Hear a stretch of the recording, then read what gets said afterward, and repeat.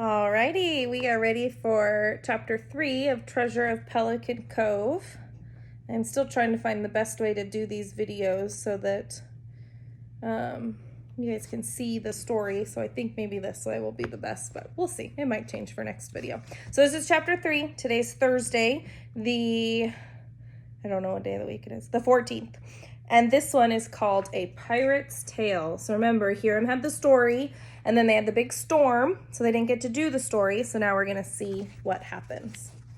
So Jimmy raced for the house with Blackie at his heels. His shouts brought Granny to the porch. Paul and Elizabeth Ann were right behind her. Even Hiram hurried across the green lawn, still holding his pruning shears. "What is it, child?" Granny said anxiously. "Are you hurt?" Jimmy shook his head, too out of breath to answer. All he could do was hold out his hand. They looked at the ball blankly. Clay? Remember, Blackie had the clay ball. "No," Jimmy said. He finally got out through gasps of air. "It's a jewel." He turned the clay. Sunlight glittered off the half-hidden jewel. Granny blinked. She took it from him and held it up to the light. The others examined in wonder as it shimmered with green fire. "An emerald, Hiram?" Granny said in amazement. The old man peered at it. "Huh," he said slowly. A grin spread over his wrinkled face. I'll be a yellow-backed horned toad if that's not part of old Pegleg's treasure." Pegleg? Treasure? 4 pairs of eyes focused on him. "Is there more? Was he a pirate? I've never heard of him." Granny frowned at Hiram. "No one ever proved that a pirate was in these waters, Hiram. This is one of your stories." "No, ma'am," Hiram replied. "I don't make up stories." He stopped under Granny's stern look and then plunged on. "I just embellish them a little." "Just let us know which ones are the needlework stories then," Granny warned. He looked at her and then said, "Yes, ma'am." "Pegleg, Hiram," Jimmy said, tugging at Hiram's sleeve. "Tell us about Pegleg." The sparkle came back to Hiram's eyes, and he cleared his throat and looked at the porch. All right, Granny said. "Come on up." Hiram settled himself in an old wicker rocker chair, and the children gathered around. Granny ran into the house to get some lemonade. She gave Hiram a warning look as she passed. "Don't fill these children's heads with nonsense." "Yes, ma'am," he said meekly, but before she came back, he was well into his story. It was many, many years ago. Old Man Winter was whipping the waves and sending them crashing onto the beach so's a body to shout to hear himself to speak. My granddaddy was walking along the high road up there, heading for home in a warm bed. It was nearly dark, for Granddad had been working late at the shipyard in the harbor. He said he never knew what made him look down at the beach, but he did. There was a small boat pulled out of the waves with its sails still dangling. Was it wrecked? Didn't look like it to Granddad, but it looked odd to him that late in the day, so he went closer just to see. What? All he saw was the boat.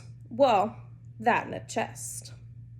A wee one, but it was bolted and locked like it held all the treasure in the world. Did it have jewels? Did it have pieces of 8? Jimmy asked eagerly.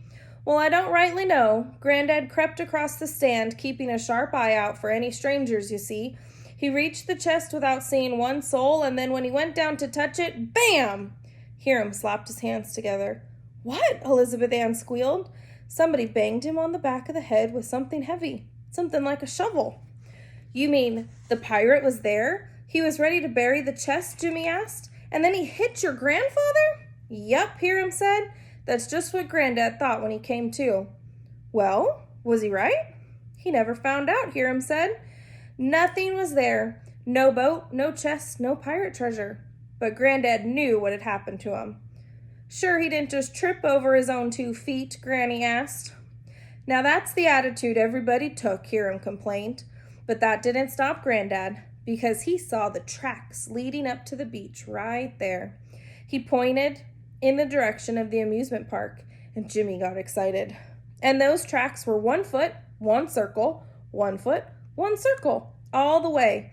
"A peg-leg," Jimmy said. "A peg-leg," Hiram agreed. "But didn't the tracks lead to the treasure chest?" Paul then asked, puzzled. "Well, they did, son. but not right to it. The waves had washed most of the tracks away, and by the time Granddad came back the next morning, the trail was lost in the turn of the tide.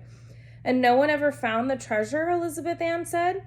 Not even Granddad, Hiram said in response, though it wasn't from lack of looking. Oh, it certainly wasn't, Granny said with disapproval. He spent the rest of his days wandering the beach with the shovel. He dug great holes everywhere, but not a speck of silver did he find. Jimmy didn't hear her. He was lost in thought. A real pirate, right here on our beach. Well now, Jimmy, Hiram said, it was just like your granny said. Nobody ever got the right or wrong of it. The boat was only seen that one night and then never again in the history of Pelican Cove. Jimmy looked at the emerald. But this proves it. Pegleg really was here. But why is the emerald wrapped in clay? Paul leaned over to look at it again. Why wasn't this one in the chest? I don't know, Hiram said thoughtfully. Maybe Pegleg was afraid to leave the chest because he had been seen. Maybe he emptied part of it into a hiding place. Excitement grew in Hiram's voice. Yes, I remember hearing about a pirate's cachet where small jewels are wrapped in clay and hidden in out-of-the-way places. Then Pegleg's treasure may not have been buried on the beach, Paul said disgustedly. It could be anywhere. Oh no, Hiram's eyes were now glowing. Not anywhere. Granddad was only knocked out for a couple of hours, so it has to be close. And we're going to find it, Jimmy said. We are going to find the treasure. And that's it for chapter 3. So for chapter 3, in your workbook packet, you have a chest of missing words. And in your chest of treasures is our word bank that you'll use to answer these questions. And then we have whose tracks are these? Because they talked about the tracks of the circle, or the foot and a peg leg is foot and a peg leg. So this one, you're just going to label it. You can just write it in here what types of tracks you think those are. What animal might have left those tracks. Okay? Just for fun. And then that is it for today. So tomorrow I will make another video. Hope you guys are enjoying the story so far. I like it. It's one of my favorites. Talk to you guys tomorrow.